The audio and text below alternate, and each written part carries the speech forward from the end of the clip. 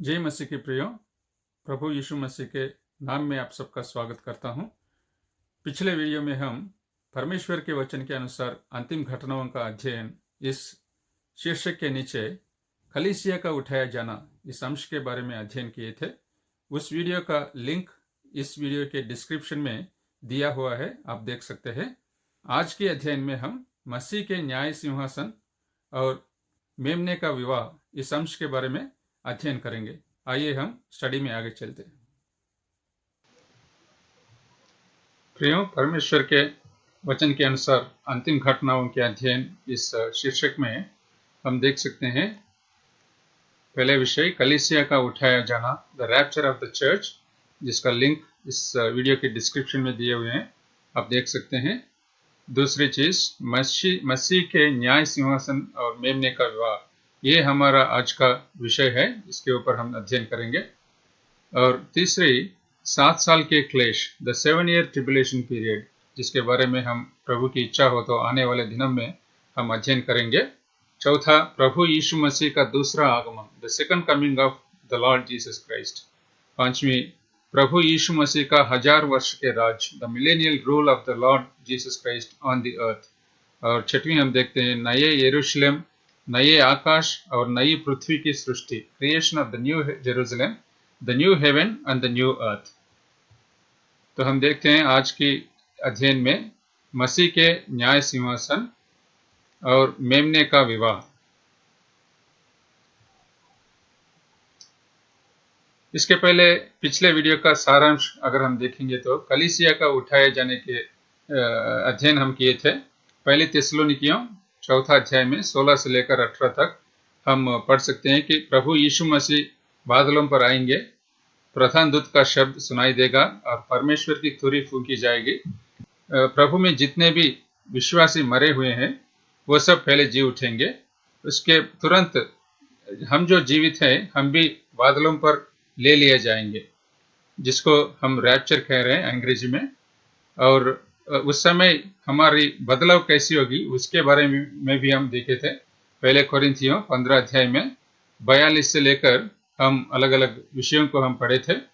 पहले चीज हम देखे थे कि नाशवान दशा से हम अविनाशी रूप में उठा जाएंगे और अनादर से तेज के साथ उठेंगे, निर्बलता से सामर्थ्य के साथ जी उठेंगे, स्वाभाविक देह को छोड़कर आत्मिक देह पहन लेंगे और मरणहार से हम अमरता को पहन लेंगे।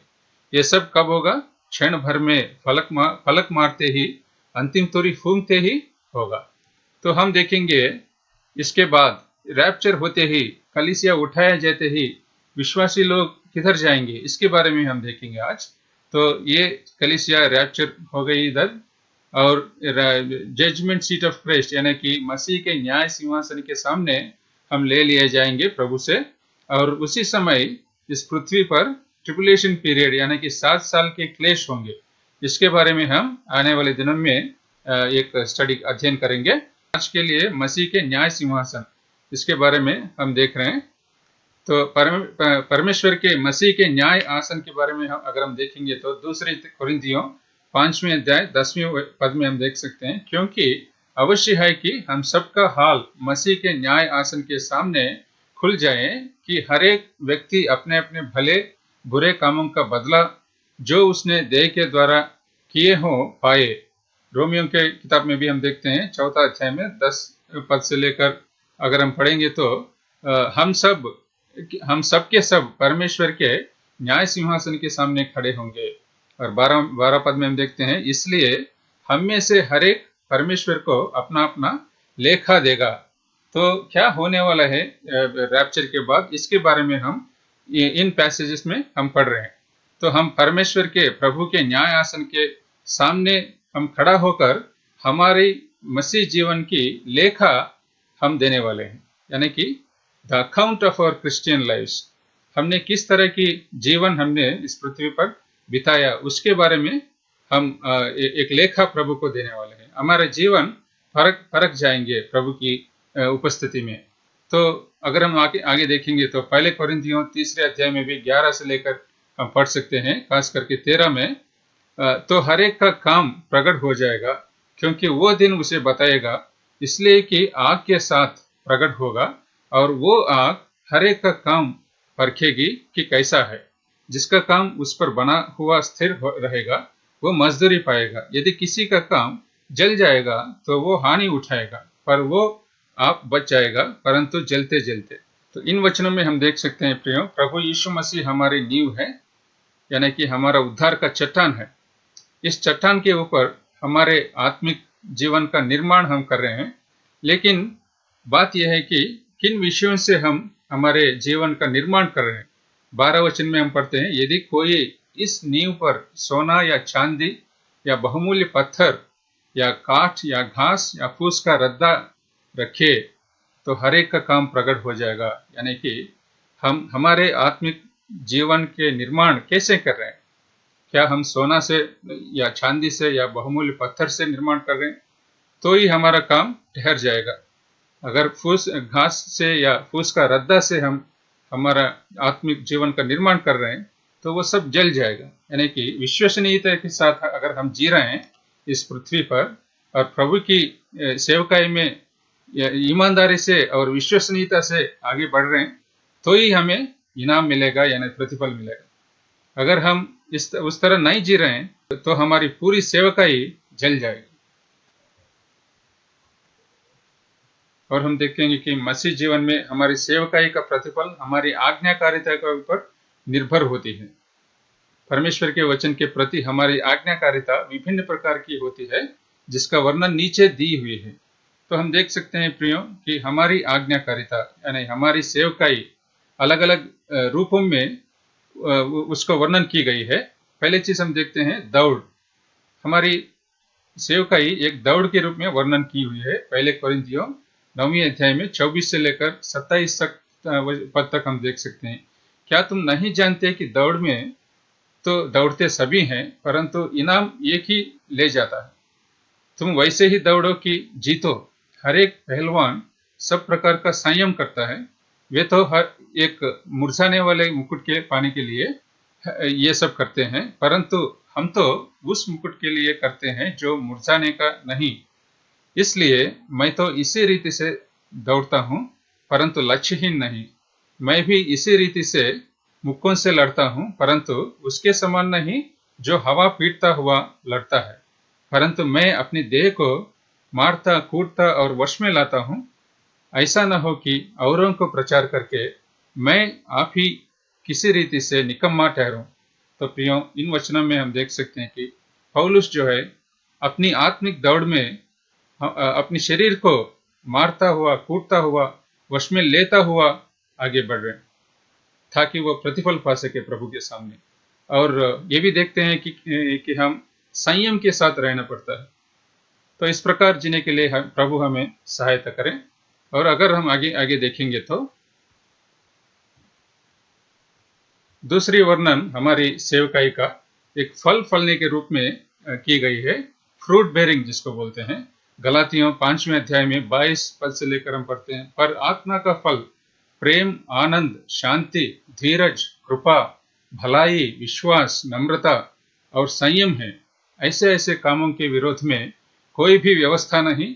और जो मसीह यीशु के हैं उन्होंने शरीर को उसकी लालसाओं और अभिलाषाओं समेत क्रूस पर चढ़ा दिया है।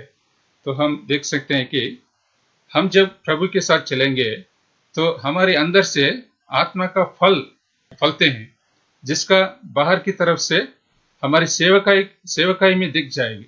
यानी कि प्रार्थना करने में, सुसमाचार प्रकट करने में, दूसरों से प्रेम रखने में, ये सब कार्य तभी हम करते हैं जब हमारे अंदर से आत्मा का फल हम फलते हैं।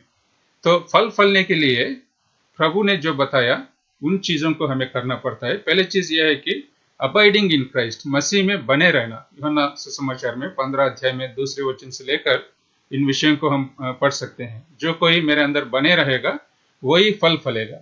और दूसरी चीज देखते हैं कि शारीरिक क्रियाओं से हमें दूर रहना पड़ता है। यानी कि dying for self, dying to sin, dying for all the works of the flesh. यूहन्ना सुसमाचार में 12 अध्याय में 24 वचन में इसलिए प्रभु ने बताया, मैं तुमसे सच सच कहता हूं कि जब तक गेहूं का दाना भूमि में पड़कर मर नहीं जाता, वो अकेला रहता है, परंतु जब मर जाता है तो बहुत फल लाता है। तो हम देखते हैं कि हमारी आत्मिक जीवन में शरीर के लिए, शरीर की क्रियाओं के लिए हमें मरना पड़ेगा, यानी कि आत्मिक जीवन में आत्मा के लिए, पवित्र आत्मा के लिए हमें जीना पड़ेगा। लूका सुसमाचार में भी 9वीं अध्याय में 23 में हम देखते हैं, उसने सबसे कहा, यदि कोई मेरे पीछे आना चाहे तो अपने आपे से इनकार करे और प्रतिदिन अपना क्रूस उठाए हुए मेरे पीछे हो ले। तो हमें हमारे क्रूस उठाते हुए प्रभु के पीछे करना पड़ेगा, भले जितने भी प्रतिकूलता इस जगत से हमें मिले।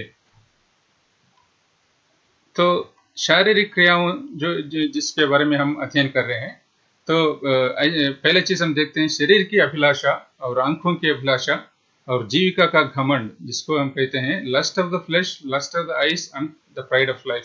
पहले यूहन्ना में 2 अध्याय में 15 और 16 पद में हम देख सकते हैं। ये तीनों विषय हमें फल नहीं फलने देते। दूसरा हम देखते हैं शारीरिक स्वभाव बढ़ती को दबाती है, कार्नैलिटी हिंडर्स द ग्रोथ।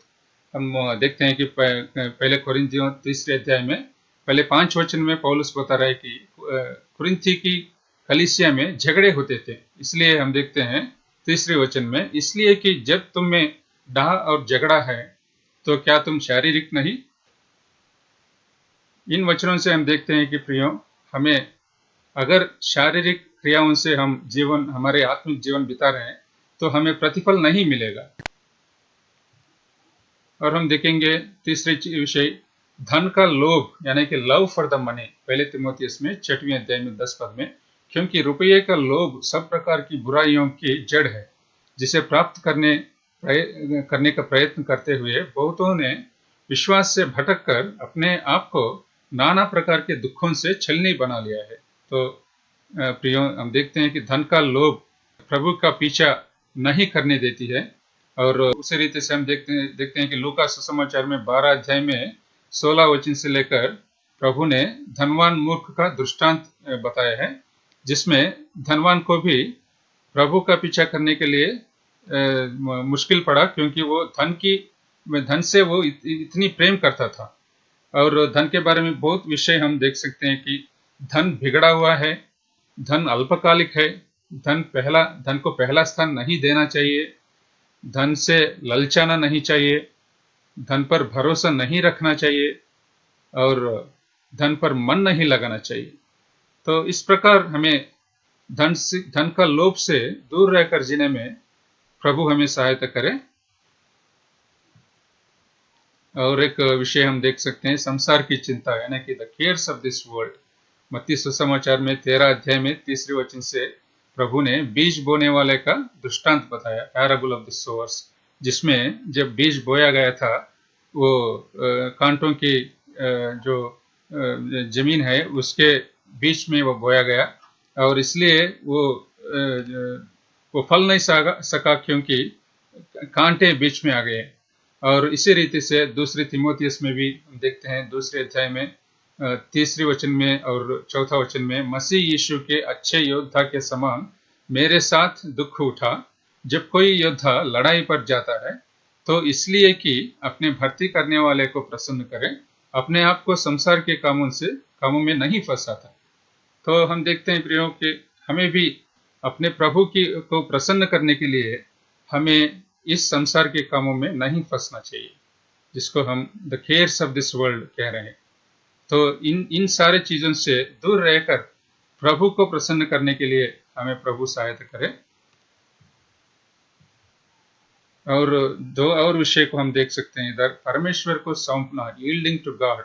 रोमियो में 6वें अध्याय में 13 से लेकर, और न अपने अंगों को अधर्म के हथियार होने के लिए पाप को सौंपो, पर अपने आप को मरे हुओं में से जी उठा हुआ जानकर परमेश्वर को सौंपो, और अपने अंगों को धार्मिकता के हथियार होने के लिए परमेश्वर को सौंपो। तो हम देख सकते हैं कि हमारे अंगों को, यानी कि हमारे जुबान, हमारे हाथ और हमारे पैर, सबको धार्मिकता के अंगों बनाने के लिए प्रभु हमें बता रहे हैं, यानी कि इंस्ट्रूमेंट्स ऑफ राइचियसनेस। यानी कि हम देख सकते हैं हमारे मन में किस तरह की सोच चल रही है। हमारे हाथों से किस तरह के काम हम कर रहे हैं, पैरों से किधर किधर हम जा रहे हैं, जुबान से क्या बात कर रहे हैं, ये सारे चीज प्रभु के वचन के अनुसार रहने के लिए प्रभु हमें बता रहे हैं। और एक चीज है मसीह में बढ़ना, यानी कि ग्रोथ इन क्राइस्ट। दूसरा पत्रस में पहले अध्याय में देखते हैं, इसी कारण तुम सब प्रकार का यत्न करके अपने विश्वास पर सद्गुण, और सद्गुण पर समझ, और समझ पर संयम, और संयम पर धीरज, और धीरज पर भक्ति, और भक्ति पर भाईचारे की प्रीति, और भाईचारे की प्रीति पर प्रेम बढ़ाते जाओ। क्योंकि यदि ये बातें तुम में वर्तमान रहें और बढ़ती जाएं, तो तुम्हें हमारे प्रभु यीशु मसीह की पहचान में निकम्मे और निष्फल न होने देगी। तो इस प्रकार ये सारे सद्गुण हमारे अंदर रखकर आगे बढ़ने के लिए प्रभु हमें सहायता करें। और हम देखेंगे तीसरी वर्णन, हमारी सेवकाई की वर्णन, labouring in the vineyard of God, यानी कि दाख की बारी में मजदूरों का दृष्टांत के द्वारा हमारी वर्णन की गई है। यानी कि प्रभु हमें अपनी कलीसिया में मजदूरों की तरह, यानी कि उनके संतान होते हुए काम करने के लिए, अलग अलग काम करने के लिए हमें बुलाया है। इस सच्चाई को हम देख सकते हैं। जैसे मत्ती सुसमाचार में 20वें अध्याय में पहले 16 वचन में प्रभु ने बता रहे हैं कि दाख की बारी के मालिक ने अलग अलग समय में मजदूरों को अपनी बारी में काम करने के लिए बुलाया है। और इसी तरह हमें भी अलग अलग समय में अपनी कलीसिया में सेवकाई करने के लिए प्रभु ने बुलाया है। तो जैसे यिर्मयाह से प्रभु बता रहे हैं पहले अध्याय में 5 वचन में, गर्भ में रचने से पहले ही मैंने तुझ पर चित्त लगाया, और उत्पन्न होने से पहले ही मैंने तेरा अभिषेक किया, मैंने तुझे जातियों का भविष्यद्वक्ता ठहराया।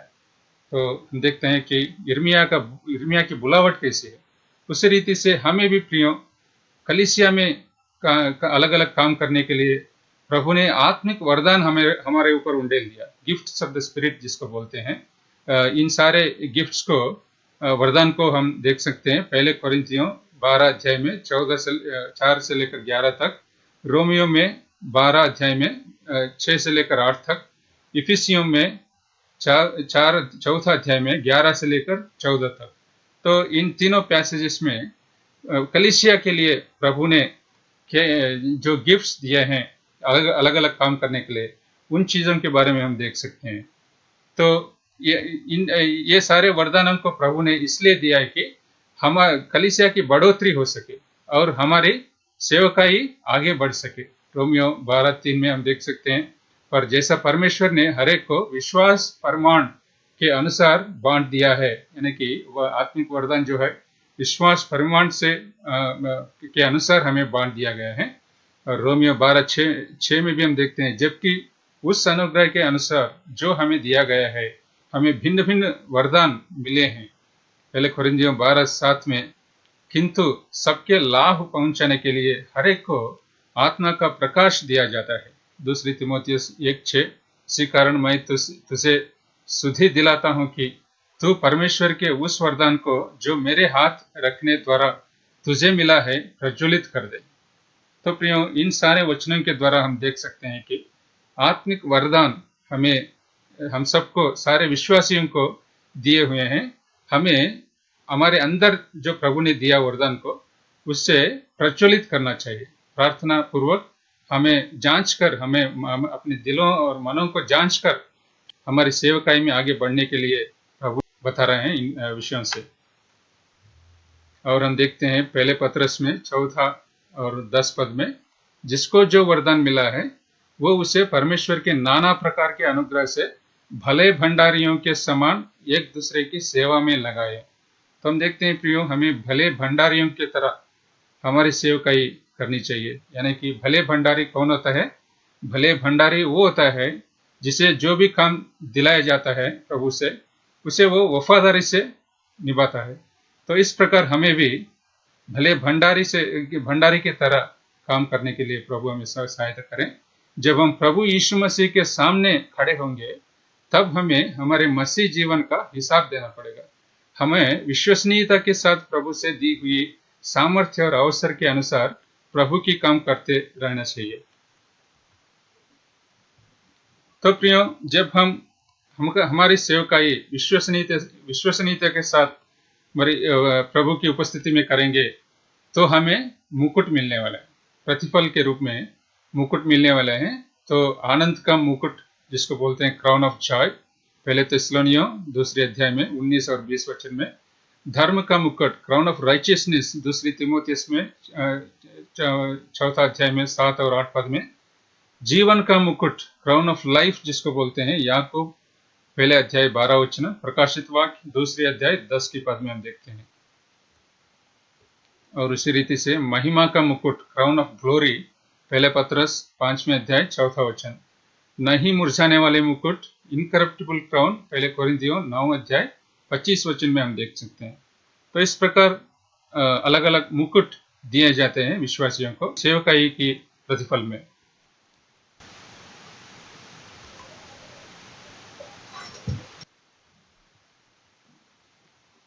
तो इस प्रकार जब हम प्रभु की उपस्थिति में चले जाएंगे बादलों पर, हम पहले मसीह के न्याय सिंहासन के सामने खड़े होकर प्रभु से हम प्रतिफल लेंगे।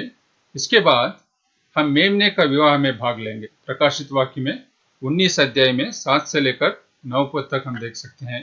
प्रकाशित वाक्य 21 अध्याय में दूसरी वचन में और 9 और 10 वचन में भी हम इसके बारे में हम देख सकते हैं। यानी कि हम देख सकते हैं इधर कलीसिया प्रियो प्रभु यीशु मसीह के साथ उनकी दुल्हन के रूप में सदा काल के लिए रहने के लिए प्रभु के पास चली जाएगी।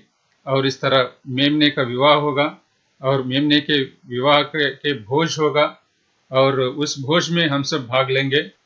मेमने का विवाह में हम देख सकते हैं प्रियो कलीसिया एक दुल्हन के तरह चमकदार महीन मलमल वस्त्र पहनकर प्रभु की उपस्थिति में रहेगी। और मेमने के विवाह होगा और मेमने के विवाह में यानी कि प्रभु यीशु मसीह के विवाह में कलीसिया एक दुल्हन की तरह प्रभु के साथ हमेशा रह जाएगी। और जो मलमल वस्त्र जो कलीसिया पहनी हुई है उनको पवित्र लोगों के धर्म के काम कहला जा रहे हैं। यानी कि जब हम मसीह के न्याय सिंहासन के सामने हम खड़े थे, हमारे सारे अधर्म के काम जल गए हैं और सिर्फ धर्म के काम बच गए हैं।